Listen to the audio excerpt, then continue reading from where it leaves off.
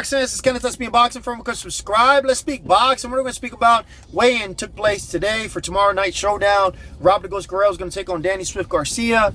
It's going to be a good fight. A lot of people are upset about this fight. I think it's a good stepping stone for Danny Garcia. I think it's a different style fighter of Robert Guerrero. Robert Guerrero, stylistically, he's a rough fight. And, you know, as well as I know, styles make fights. It's going to be a tough fight. I don't think Danny Swift Garcia is a good challenge for him. He's never stepped into the ring with someone who's coming in with such an approach like this. You know, it's going to take place tomorrow night. It's for the vacant WBC title. It's the Staples Center in Los Angeles, so it's going to be a good venue. It's going to be a good showdown. You know, both fighters have a lot on the line. Robert Guerrero, he's been declining since the Mayweather fight. He did come out victorious against Dean. He did come out victorious against Andre Berto, and then he took on Mayweather. Lost to Mayweather, took some time off, you know, took some personal time off. He took on Yoshihiro, something like that. Came out victorious in that fight. Lost Keith Thurman, but put on a hell of a fight. As far as his inactivity and stuff like that, he was still able to step into the ring against Keith Thurman and put on a good fight. Yes, he got beat up, but Keith Thurman's a power puncher. Keith Thurman was throwing fucking bricks, the kitchen sink, the fucking fridge, everything. And, you know, Robert goes, you know, he dropped, but there were some times where he put his hands on Keith Thurman and backed Keith Thurman up. But he did lose to that fight, unanimous decision. Came out victorious against Aaron Martinez, split decision. He didn't look too good there. But still, Robert Guerrero, he's still young. You know, he's not so active. He looks a little soft, but he has heart. This guy has heart. So he's always an entertaining fight. Always an entertaining fight. 33-3, 18 KOs. Still has a lot in the tank, but I tell you what, he has a chin. So as far as Danny Garcia and the weigh-in, both fighters came in at 146.8. They look ready. But as far as Danny trying to knock him out, I don't know. I'll be surprised if Danny knocks him out. I know Danny has some power, so does Keith Thurman. But the Ghost, man, that guy's a fucking beast, you know. He's an entertaining fighter. You know, he's not a dominating fighter whatsoever. But if you're not ready for his style, he will smother you. You know, he will smother you.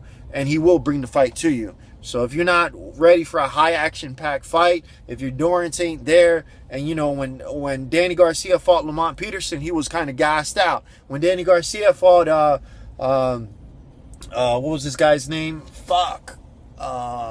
Zab Judah, towards the end of the fight, he was gassed out. So his endurance definitely has to be there. So the Garcia team has to be ready, man, because Robert Guerrero is going to be in your face the whole entire fight. And, you know, a lot of fighters have problems with that. Andre Berto had a problem with that. He couldn't adjust. He definitely couldn't adjust. He was just smothering him the whole fucking fight. He couldn't do anything, you know. So a lot of fighters have problems with that. It was as far as Swift. Swift is 31-0, 18 KOs. He is undefeated. This is going to be, you know, he fought Paulie, which I don't even give him that fight. You know, Paulie, he was able to TKO Paulie. Paulie's never been TKO'd or anything like that. Well, actually, no, he fought Sean Porter, got his ass fucked up. But Paulie's known to have a chin. But, you know, Paulie was in a decline. I think Paulie just took that fight just to take that fight. It wasn't the same Paulie. Paulie wasn't, he wasn't boxing, he wasn't moving or anything like that, so he lost. The Lamont Peterson majority decision loss that Lamont Peterson took, it was a debatable loss. I think Danny Garcia won that fight, but Lamont Peterson took the second half of the fight, for sure. He started stepping it up. And Garcia, you know, Garcia was showing a lot of fatigue in that fight. The Rod Saka fight, that was a bullshit fight. He KO'd him. The Guerrero fight, that was another high controversial fight. Now, as far as Danny Garcia versus Lucas Matisse, that was a badass fight.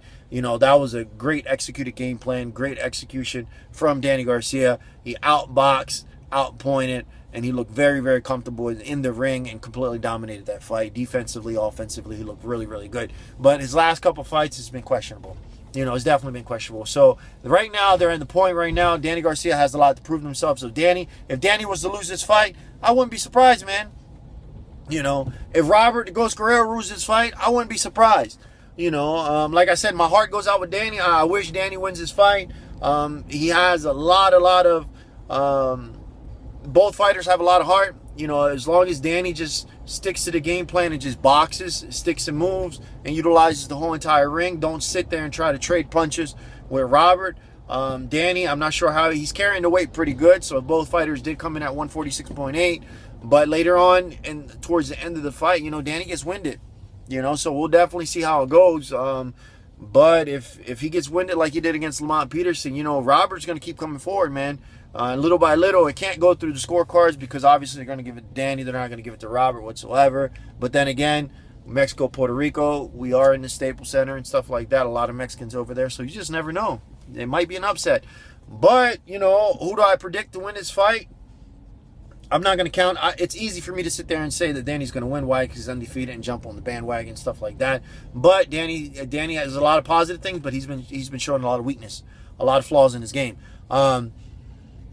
Robert goes Guerrero. It's easy for me to sit there and say he's going to lose this fight. Why? Because he hasn't been active. He's been putting on shitty performances. He's been coming off losses. He didn't look good his last fight, his last several fights. So it's easy for me to sit there and say that. But I can't count him out. You can never count Robert goes Guerrero out, you know, especially with a fighter like Danny, you know. But I don't know, man. I'm going for the upset on this bullshit. You know, it's been I haven't created a video in quite some time.